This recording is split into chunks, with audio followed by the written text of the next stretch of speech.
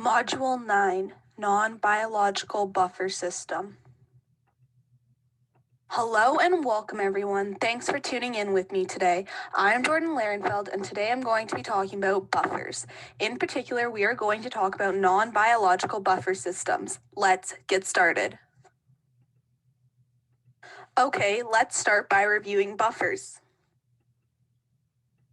What are buffers? Well, it is a solution that can resist change to pH at a specific pH range. Some buffers resist change as well at a pH of 2 to 3, and others resist change as well at a pH of 7 to 8. A buffer solution contains an appreciable amount of both of weak acid and its conjugate base, or it contains appreciable amounts of both weak base and its conjugate acid. There are two different types of buffers. The first type of buffer is called an acidic buffer, which usually has a pH of less than 7. They are generally made from a weak acid and one of its salts. A common acidic buffer is a mix of ethanoic acid and sodium ethanoate, which has a pKa of about 4.75 when combined together. The pH can be changed by adjusting the ratio of acid to salt or by changing the acid. The second buffer is an alkaline buffer, which usually has a pH greater than 7. It is made from a weak base and one of its salt.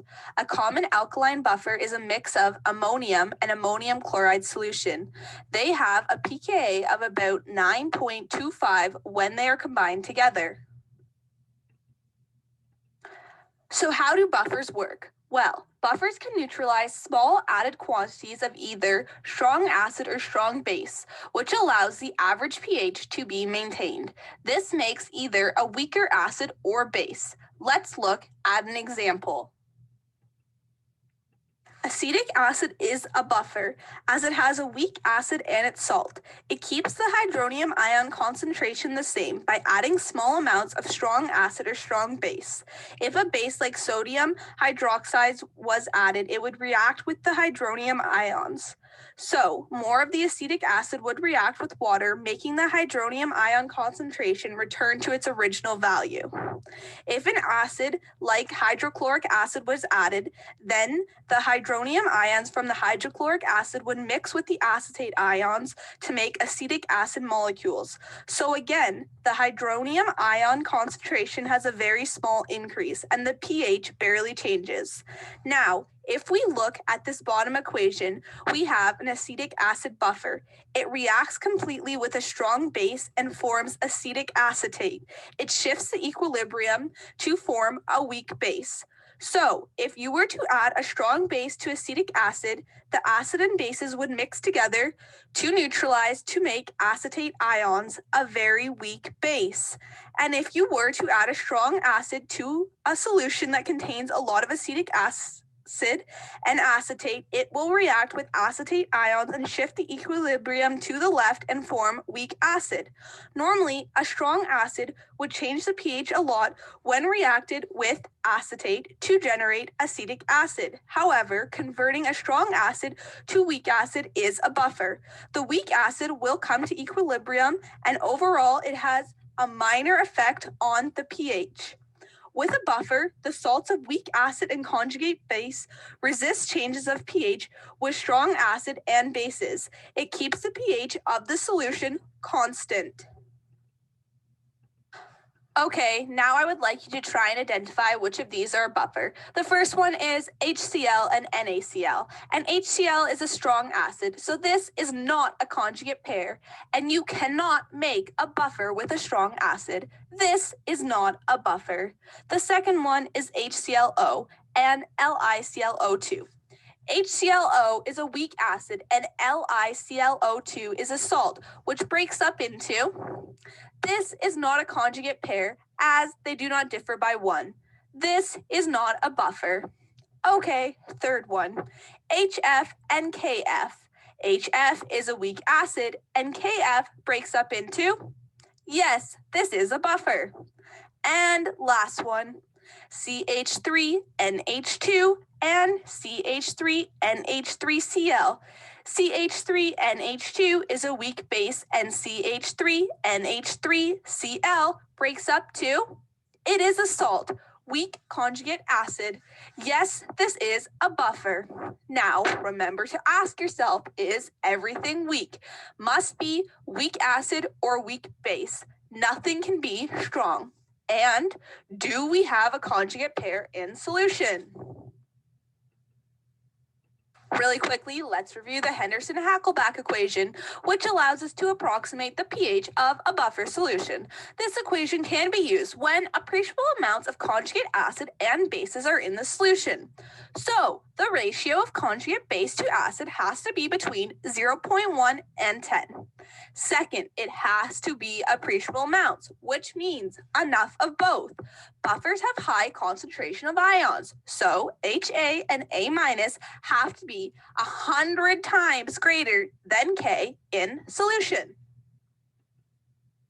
Buffer solutions are a very important chemical reagent used for many different applications, including chemical research, biological research, and in our industry. They are important because of the fact that they can resist changes in pH, which is key for many chemical reactions to be successful. Most chemical reactions are greatly affected by pH, meaning the rate of the reactions and the products produced can be altered by a change in pH. Buffers have many uses in our industry, including fermentation, dyeing products, cosmetic products, shampoos, and baby lotions. They are used in printing so that the pH of the paper and ink are controlled to make sure the ink appears and dries on the paper properly. Buffers are used to maintain a specific pH when producing leather to determine the texture of it.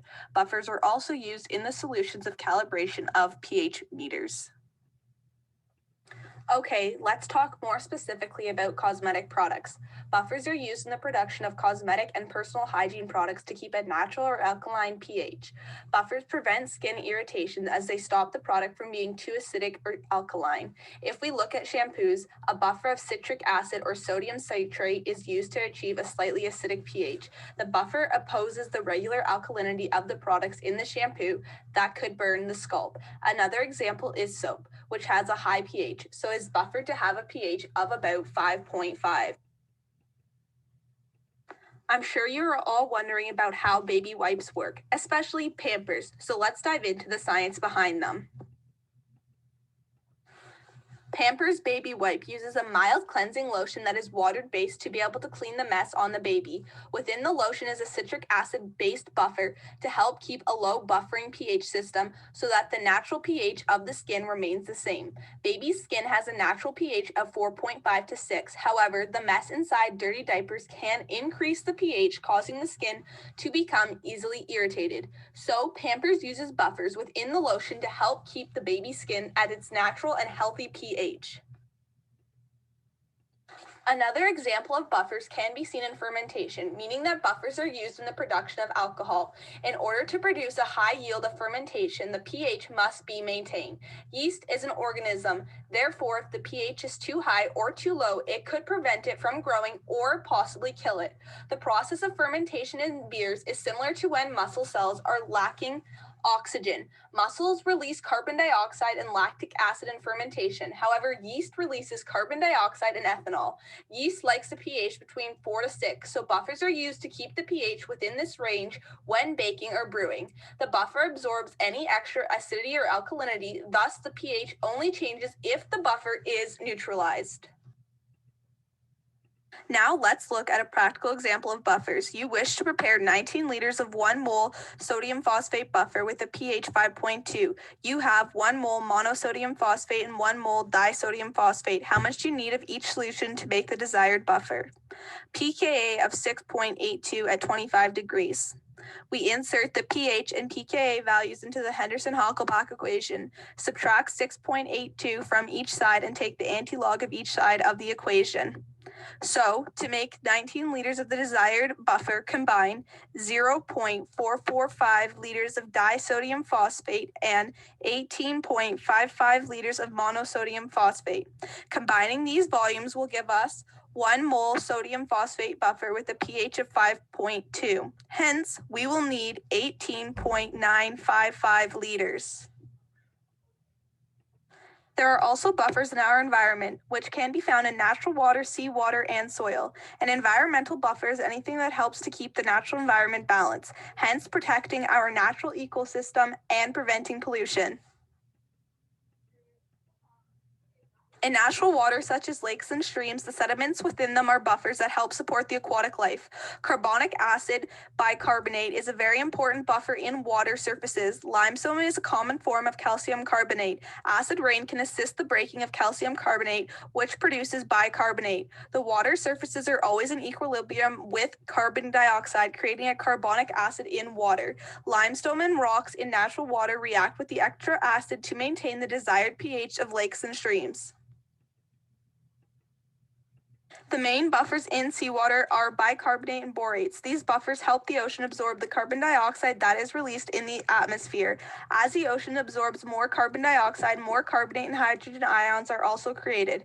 This causes too many carbonate ions. So the ocean is buffered by creating more bicarbonate ions. If oceans become too acidic, the animals that build their skeleton and shells from calcium carbonate will no longer be able to. The pH of soil must be maintained at almost neutral for plant and microorganism to reuse nitrogen. The soil must absorb and release nutrients.